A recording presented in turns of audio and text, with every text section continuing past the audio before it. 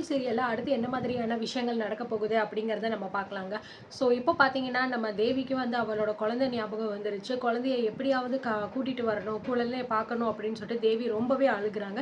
So நான் கூட அந்த விஷயம் வந்து உண்மையா இருக்குமோன்னு நினச்சேன். பட் ஆனா பார்த்தீங்கன்னா, அது வந்து வெறும் கனவு தாங்க. கயல் வந்து போய் தூக்கிட்டு வந்த மாதிரி. அதான் என்னடா இவ்ளோ பெரிய விஷயம்லாம் பண்ணிட்டாளே அப்படின்னு நினச்சுக்கிட்டு இருந்தோம். பட் அது எல்லாமே ஒரே கனவா போயிருச்சு. ஸோ அத நினச்சு நம்ம தேவி ரொம்ப ஃபீல் பண்ணிக்கிட்டு இருக்கும்போது, ஸோ வழக்கம் போல நம்ம கயல் எப்பயுமே வந்து பார்த்தீங்கன்னா, இப்போதைக்கு வேண்டாம், பொறுமையா இருங்க, வீட்ல இந்த மாரி பிரச்சனை நடக்குது அப்படின்னு தான் வந்து சொல்லுவாங்க. பட் ஆனா என்னமோ தெரியல இந்த வட்டம் ரொம்பவே யோசிச்சு ஒரு நல்ல முடிவா வந்து சொல்லியிருக்காங்க. "நீ போய் உன் குழந்தைய பாரு" அப்படின்னு சொல்லிட்டு, அண்ட் பார்த்துட்டு வா, அங்க ஏதாவது பிரச்சனை அப்படின்னா எனக்கு கால் பண்ணு அப்படிங்கிற மாரி சொல்லியிருக்காங்க. ஸோ அடுத்தடுத்து பார்த்தீங்கன்னா, இதுதாங்க வந்து நடக்க போகுது. இப்போ நம்ம தேவி பார்த்தீங்கன்னா, ரொம்பவே தைரியமா வந்து கிளம்ப போறாங்க. தன்னோட குழந்தைய வந்து பார்க்கணும், கூட்டிட்டு வரணும் அப்படிங்கிறதுக்காக. ஸோ தேவிக்கு அந்த குழந்தைய வந்து அவங்க கூட விட்டு வைக்கிறதுக்கு மனசே இல்ல. இருந்தாலுமே வந்து கயல் சொன்ன ஒரே காரணத்துக்காக மட்டும் தான் வந்து இவ்வளோ நாள் வரைக்கும் அந்த குழந்தைய பிரிஞ்சு இருந்திருக்காங்க. ஆனா இதுக்கு மேல என்னால என் குழந்தைய பிரிஞ்சு இருக்க முடியாது. எனக்கு என் குழந்தை வேணும் அப்படின்னு சொல்றாங்க. அதே மாரி அவன் கூட சேர்ந்து என்னால வாழவும் முடியாது அப்படிங்கிற மாரி சொல்லிடுறாங்க. ஸோ இத கேட்ட மூர்த்தி, அன்பு பார்த்தீங்கன்னா, தேவி சொல்றதும் வந்து சரிதானக்கா. அவங்க 2 பேருக்கும் தான் ஒண்ணுமே இல்லன்னு சொல்லிட்டு ஆயி போயிருச்சு. அதுக்கப்புறமும் எதுக்கு குழந்தைய அவங்க கிட்ட நம்ம விட்டு வைக்கணும்? சட்டப்படி பார்த்தா குழந்தை வந்து தாய் கிட்ட தானே இருக்கணும் அப்படின்னு சொல்றாங்க. ஸோ நம்ம கயல் வந்து சொல்றாங்க, "இங்க பாரு மூர்த்தி, அவ சொல்றதுனாலயோ, இல்ல நீங்க சொல்றதுனாலயோ இந்த விஷயத்தலாம் எடுத்தோம் கவுத்தோம்ன்னு பண்ண முடியாது. அவங்க 2 பேருக்கும் சம்மந்தம் இல்லன்னு சொல்லிட்டு அவங்க கோவத்துல சொன்னாலுமே, அதுக்காக நம்மளுமே அத சரின்னு சொல்லிட்டு எடுத்துக்க முடியாது. எல்லாமே கொஞ்ச நாள் போகட்டும். சரியாகுதா அப்படிங்கிறத நம்ம பார்க்கணும். அதுக்குள்ள அவசரப்பட்டு அவ சொல்ற மாரிலாம் நம்மளால பண்ண முடியாது. அவளுக்கு தேவை குழந்தைய பார்க்கணும், குழந்தையோட இருக்கணும் அவ்வளோதானே. அதுக்கான முயற்சி அவ போய் பண்ணட்டும். அவ தனியாவே போகட்டும் அப்படிங்கிற மாரி வந்து சொல்லிடுறாங்க. ஸோ அடுத்த நாள் பார்த்தீங்கன்னா ஆகுது. நம்ம தேவி வந்து குழந்தைய பார்க்கறதுக்காக வந்து கிளம்புறா. உடனே நம்ம மூர்த்தி வந்து, "என்ன தேவி, குழந்தைய பார்க்கறதுக்கு கிளம்பிட்டியா?" அப்படின்னு சொல்றாங்க. "ஆமா அண்ணே, எனக்கு என் குழந்தைய பார்த்தே ஆகணும். அவன பிரிஞ்சு இதுக்கப்புறம் என்னால வந்து இருக்கவே முடியாதுண்ணே" அப்படிங்கிற மாரி சொல்றாங்க. ஸோ கயலும் பார்த்தீங்கன்னா வெளியில வராங்க. "என்ன தேவி, கிளம்பிட்டியா?" அப்படின்னு சொல்றாங்க. "ஆமாக்கா, நான் கிளம்பிட்டேன். போயிட்டு வந்துடுறேன்" அப்படிங்கிற மாரி சொல்றாங்க. "சரி தேவி, போ, நல்லபடியா போயிட்டு குழந்தைய பாருன்னு" சொல்றாங்க. "ஏதாவது சொன்னாங்க அப்படின்னா நீ வந்து எனக்கு ஃபோன் பண்ணு" அப்படிங்கிற மாரி சொல்றாங்க. "பரவாயில்லக்கா, நானே பார்த்துக்கிறேன்" அப்படிங்கிற மாரி தேவி வந்து சொல்றா. ஸோ அதுக்கப்புறம் பார்த்தீங்கன்னா, நம்ம மூர்த்தி வந்து, "வேணும்னா நான் உன் கூட வரவா தேவி?" அப்படிங்கிற மாரி சொல்றாங்க. "இல்லண்ணே, பரவால்ல" அப்படிங்கிற மாரி சொல்றாங்க. ஸோ தனம் சொல்றாங்க, "நீங்க போனீங்க அப்படின்னா பிரச்சனைய தாங்க வளர்த்துட்டு வருவீங்க. எதுக்கு தேவையில்லாத உங்களுக்கு பிரச்சனை? பேசாம வீட்லயே இருங்க" அப்படிங்கிற மாரி வந்து சொல்லிடுறாங்க. ஸோ இதனால மூர்த்தியுமே எதுவுமே பேசாம அமைதியா இருந்தாரு. தேவி பார்த்தீங்கன்னா கிளம்பி போயிடுறாங்க. காமாட்சிக்கு ஒரு பக்கம் பயம் இருக்கு. ஏன்னா தேவி வந்து ரொம்பவே அப்பாவியான ஒரு பொண்ணு. ஸோ அவள வேற தனியா அனுப்புறோமே! அவங்க ஏதாவது வந்து அசிங்கப்படுத்தி, அவமானப்படுத்தி ஏதாவது பண்ணிட்டா என்ன பண்றது? அப்படின்னு தெரியாம பார்த்தீங்கன்னா, நம்ம காமாட்சி ஒரு பக்கம் ஃபீல் பண்றாங்க. இத பார்த்துட்டு நம்ம கயல் வந்து, "இங்க பாரும்மா, எதுக்கும் ஃபீல் பண்ணாத. நம்ம தேவி ரொம்ப தைரியமான பொண்ணு தான். அவ பார்த்துப்பா. அவளுக்கு தேவை அவ குழந்தைய பார்க்கணும். கண்டிப்பா வந்து நிச்சயமா அவ வந்து இதுல ஜெயிச்சுட்டு தான் வருவா" அப்படிங்கிற மாரி வந்து நம்ம கயலும் வந்து அட்வைஸ் பண்ணிடுறாங்க. சரி அப்படின்னு சொல்லிட்டு நம்ம காமாட்சி பார்த்தீங்கன்னா, போயிட்டு வேலைய பார்க்க ஆரம்பிச்சுடுறாங்க. இந்த பக்கம் வழக்கம் போல நம்ம கயல் வந்துட்டு எழில பத்தி யோசிக்க ஆரம்பிச்சுடுறாங்க. "நீங்க எங்க இருக்கீங்க? உங்கள இங்க எங்க நான் தேடி கண்டுபிடிக்க போறேன்னு எனக்கு ஒண்ணும் வந்து தெரியல. எங்க இருந்தாலும் நீங்க வந்து எங்க இருக்கீங்க அப்படிங்கிறதையாவது எனக்கு கண்டுபிடிச்சு சொல்லிருங்க" அப்படிங்கிற மாரி சொல்றாங்க. அதே மாரி சிவசங்கரி மேலயும் பார்த்தீங்க அப்படின்னா, நம்ம கயலுக்கு இப்போ புதுசா வந்து டவுட் வருது. ஸோ இந்த மாரி நம்ம எதுவுமே வந்து பண்ணல. என்ன நடந்திருக்கு அப்படிங்கிறது இப்ப தான் நமக்கு தெரிஞ்சிருக்கு. ஆனா இத பயன்படுத்தி சிவசங்கரி வந்து பண்றாங்க.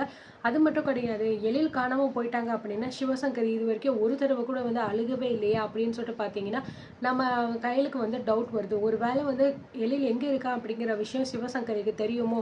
அத நம்ம கிட்ட இருந்து மறைக்கிறாங்களோ? அப்படிங்கிற மாரி வந்து அவளுக்கு தோணுது. ஸோ உடனே பார்த்தீங்க அப்படின்னா, ஸ்டேஷனுக்கு வந்து போலாம் அப்படின்னு நெனச்சு போறாங்க. இந்த மாரி பாலு விஷயம் என்ன ஆச்சு? ப்ளஸ் பார்த்தீங்கன்னா, சிவசங்கரி விஷயம் என்ன ஆச்சுன்னு சொல்லிட்டு கேட்கலாம் அப்படின்னு சொல்லிட்டு பார்த்தீங்கன்னா போறாங்க. நேரா நம்ம போலீஸ் ஸ்டேஷனுக்கு போறாங்க.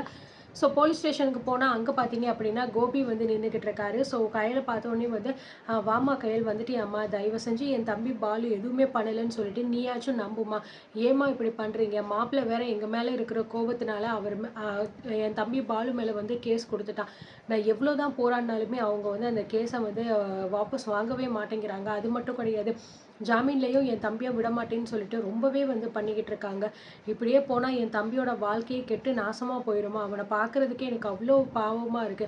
ஒரு வேளை இங்கேயே இறந்துருவானோ அப்படின்னு பயமா இருக்குன்னு சொல்லும்போது, "ஐயோ! அண்ணன் எதுக்காக இப்படியெல்லாம் வந்து பேசிக்கிட்டு இருக்கீங்க நீங்க?" அப்படிங்கிற மாரி சொல்றாங்க. "பின்ன என்னம்மா வந்து சொல்றது? நீயே வந்து பார்த்தல்லம்மா, என் தம்பி அவனுக்கு தெரிஞ்ச எல்லா உண்மையுமே உங்ககிட்ட வந்து சொல்லிட்டான்லம்மா. ஒருவேளை அவன் மறைக்கணும்னு நெனச்சிருந்தா அவன் என்ன வேணாலும் பண்ணியிருக்கலாம். ஆனா அப்படி எதுவுமே வந்து பண்ணலையேம்மா. அப்படி இருந்துமே வந்து வீம்பா நான் இவன் மேல கம்ப்ளைண்ட் குடுத்து தான் தீருவேன். இவன் தான் எல்லாத்துக்கும் காரணம்னு சொல்லிட்டு போறீங்களேம்மா, இது எப்படிம்மா நியாயம்? அது மட்டும் கிடையாது. பாலு வந்து தண்ணிய போட்டுட்டு தான் வந்து இந்த மாரி கோவத்துல வந்து ஏதாவது பண்ணிருங்கன்னு சொல்லியிருக்கான். அத கேட்டு அவனோட ஃப்ரெண்ட்ஸ் தான் வந்து அவர போட்டு அடிச்சிருக்காங்களே தவிர, பாலு வந்து அவங்கள வந்து அடிக்கலையேம்மா. ப்ளஸ் இந்த விஷயம் எல்லாமே வந்து அவர் நம்ம குடும்பத்த சேர்ந்தவர் அப்படிங்கிறது வந்து பாலுவுக்கு எதுவுமே தெரியாதும்மா அப்படிங்கிற மாரி சொல்றாங்க. நீங்க சொல்றதெல்லாம் வந்து சரிதானே, நான் இல்லன்னு சொல்லல. ஆனா இவ்ளோ பெரிய விஷயம் நடந்திருக்குமா அப்படின்னு சொல்லிட்டு என்னால இன்னும் கூட வந்து நம்ப முடிய மாட்டேங்குது. பாலுவுக்கும் அவருக்கும் பிரச்சனை இருந்தது எனக்கு நல்லாவே வந்து தெரியும். அது மட்டும் கிடையாது. ஆனந்தி கல்யாணத்தப்போ நான் பேசும்போது கூட அவ்ளோ தூரம் அவர் வந்து கோவப்பட்டாரு. சரி கோவம் தானே எல்லாமே கொஞ்ச நாள்ல சரியாயிரும். அதுக்கப்புறம் நம்ம பேசி முடிவெடுத்துக்கலாம் அப்படின்னு சொல்லிட்டு தான் நான் நினச்சுக்கிட்டு இருந்தேன். அன்னைக்கு மட்டும் அவருக்கு எதுவுமே ஆகாம இருந்துருந்துச்சு அப்படின்னா, இந்நேரம் எல்லாமே நல்லபடியா வந்து நடந்திருக்கும். ஆனா வந்து ரொம்பவே அவசரப்பட்டு இந்த மாரி அவங்கள வந்து அடிச்சு போட்டுட்டாங்க. இப்ப அவருக்கு என்ன ஆச்சு? எங்க இருக்காரு? அவர் இருக்காரா? இல்லையான்னு கூட எனக்கு வந்து தெரியாம நான் வந்து பைத்தியம் மாரி அலைஞ்சுகிட்டு இருக்கேன் அப்படிங்கிற மாரி சொல்றாங்க. உன் நிலைமை எனக்கு நல்லாவே வந்து புரியுதும்மா. நான் இல்லன்னு சொல்லல. உன்னோட இந்த நிலைமைக்கு காரணமே வந்து நாங்க தான். நான் இல்லன்னு சொல்லல. நீ தயவு செஞ்சு இந்த கேஸ மட்டும் கொஞ்சம் என்னன்னு பாரும்மா. என் தம்பி பாலு வந்து உன்ன நம்பிதாம்மா இருக்கான். தயவு செஞ்சு அவன நீ காப்பாத்திட்டாலே போதும். உன்னோட புருஷனை எங்க இருந்தாலும் சரிம்மா. நானும் என் தம்பியும் கூட்டிட்டு வந்து உன்கிட்ட ஒப்படைக்கிறோம். அது எங்க பொறுப்பும்மா. நீ எங்கள நம்பும்மா அப்படின்னு சொல்றாங்க. ஸோ இதனால நம்ம கையல் பார்த்தீங்கன்னா கொஞ்சம் யோசிக்கிறாங்க. ஒரு வேளை இவங்க கூட ஹெல்ப் பண்ணுவாங்களோ அப்படின்னு சொல்லிட்டு. ஏன்னா இவ்ளோ தூரம் பார்த்தீங்கன்னா இறங்கி வந்து நம்ம பாலுவ பத்தி வந்து இந்த கோபி வந்து சொல்லிக்கிட்டு இருக்காரு. ஆனா வீட்ல உள்ளவங்க இதுக்கு ஒத்துப்பாங்களான்னு தெரியாது. ஏன்னா பாலு மேல கம்ப்ளைண்ட் கேஸ் வந்து ஃபைல் பண்ணி குடுத்தது வந்து அன்பு தான். ஸோ அதனால நம்ம கையல் சொல்றாங்க, "நீங்க சொல்றதெல்லாம் வந்து ஓகே தானே. ஆனா வந்து கம்ப்ளைண்ட் எழுதி குடுத்தது வந்து என் தம்பி அன்பு தான். அவன் வந்து வாபஸ் வாங்குனா தானே வந்து இந்த கேஸ் எதுவுமே இல்லாம போகும்." அப்படின்னு சொல்றாங்க. "அம்மா நீ சொன்னா உன் தம்பி கேட்பான்லம்மா கண்டிப்பா. நீ சொல்லும்மா கொஞ்சம் இந்த இதுல இருக்கிற நியாயம் என்னன்னு சொல்லிட்டு உனக்கே நல்லா தெரியும். நான் மத்தவங்கள பத்தியோ, யார பத்தியோ எந்த தப்பும் நான் பேசல. உங்க புருஷன கண்டுபிடிச்சு குடுக்குறது என்னோட பொறுப்பு. நான் எங்க இருந்தாலும் பரவால்ல, எந்த மூலையில அவர் எங்க இருந்தாலும் பரவால்ல. கண்டிப்பா உன் முன்னாடி கொண்டு வந்து நிறுத்துறது எங்களோட பொறுப்புமா. தயவு செஞ்சு இத மட்டும் நீ எங்களுக்காக பண்ணு அப்படின்னு சொல்லிட்டு கோபி பார்த்தீங்க அப்படின்னா நம்ம கையலோட கால்லயே வந்து விழுக போறாரு. ஐயோ! அண்ணே எந்திரிங்க. என்ன பண்றீங்க நீங்க? என் வயசு என்ன? உங்க வயசு என்ன? போயும் என் கால்ல விழுகிறதுக்கு வர்றீங்க. இதெல்லாம் ரொம்ப தப்பு அப்படின்னு சொல்லும்போது, இல்லம்மா கையல் பரவால்ல. நாங்க தப்பு பண்ணிட்டோம். அந்த தப்ப திருத்துறதுக்கு எங்களுக்கு ஒரு வாய்ப்பு வேணும்னு தாம்மா நாங்க வந்து கேட்குறோம். மத்தபடி வேற எதுவும் கிடையாது. நாங்க பண்ண இந்த தப்புனால தான் உங்க குடும்பத்தில இவ்ளோ பெரிய பிரச்சனை நடந்திருக்கு. அது இப்ப தான் எங்களுக்கு வந்து புரியுது. ஒரு சின்ன சின்ன கோவம் 2 பேருக்குள்ள நடந்து கடைசியில அது எந்த அளவுக்கு வந்து நிக்கிது அப்படிங்கிறது நல்லா புரியுது. பாலுவுக்குமே இந்த விஷயம் நல்லா புரிஞ்சிருக்கும். பாலுவுமே வந்து அதுதான் சொன்னான். அவரு எங்க இருந்திருந்தாலும் வந்து கண்டிப்பா கண்டுபிடிச்சு அவர்கிட்ட மன்னிப்பு கேட்டு கூட்டிட்டு வந்துடுறேன்னு சொல்லிட்டு உங்க வீட்ல சொல்லியிருக்கான். ஆனா அப்ப கூட வீட்ல இருக்கிற யாருமே அவன வந்து நம்ப மாட்டேங்கிறாங்க அப்படிங்கிற மாரி சொல்லியிருக்காங்க. ஸோ கயல் பார்த்தீங்கன்னா கொஞ்சம் புரிஞ்சுக்கிறாங்க. சரி இவங்களோட நிலைமை இப்படி இருக்கு. இவங்க தான் வந்து சொல்றாங்களே, ஏன் நம்ம வந்து அத பார்க்கக்கூடாது? எதுக்காக இப்படி பாலுவ வந்து நம்ம பழி வாங்கணும்னு சொல்லிட்டு போலீஸ வச்சு அடிக்க வைக்கணும். அதனால நமக்கு என்ன கிடைச்சிட போகுது அப்படின்னு சொல்லிட்டு யோசிக்கிறாங்க.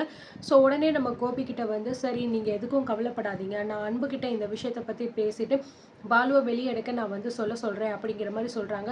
ரொம்ப நன்றிம்மா கயல். தயவு செஞ்சு இந்த உதவிய மட்டும் பண்ணிட்டேன்னா நாங்க இருக்கிற வரைக்கும் உன்ன நாங்க மறக்கவே மாட்டோம். அதே மாரி கண்டிப்பா வந்து நீ சொன்னது நாங்க சொன்ன மாரியே வந்து எளில கண்டுபிடிச்சு உன்கிட்ட குடுத்துருவோம்மா. இத தவிர தாம்மா எங்களுக்கு மத்த வேலை எல்லாமே அப்படின்னு சொல்லிடுறாங்க. சரிண்ணே நான் என்னன்னு பார்த்துட்டு உங்களுக்கு நான் வந்து சொல்றேன். ஏதாவது தகவல் சொல்லணும்னா நான் அண்ணிகிட்ட வந்து சொல்றேன் அப்படிங்கிற மாரி சொல்லிட்டு, நம்ம கயல் பார்த்தீங்கன்னா அங்கேருந்து வந்து கிளம்பிடுறாங்க. இப்பதான் கோபிக்கு மனசுக்குள்ள ஒரு நல்ல ஒரு பாரமே வந்து குறைஞ்ச மாதிரி இருக்கு. சரி கயல் வந்து கண்டிப்பா நமக்கு உதவி பண்ணிருவாங்க அப்படிங்கிற மாரி நெனச்சு பார்த்தீங்கன்னா வெயிட் பண்ணிக்கிட்டு இருக்காரு. இப்போ இந்த விஷயத்த போயிட்டு நம்ம அன்பு கிட்ட சொன்னா, அன்பு என்ன பிஹேவ் பண்ண போறாரு அப்படிங்கிறத நம்ம பொறுத்து இருந்து பார்க்கலாம். அன்பு கேஸ வந்து வாபஸ் வாங்குவாரா இல்லையா அப்படிங்கிறதையும் நம்ம வெயிட் பண்ணி பார்க்கலாம்.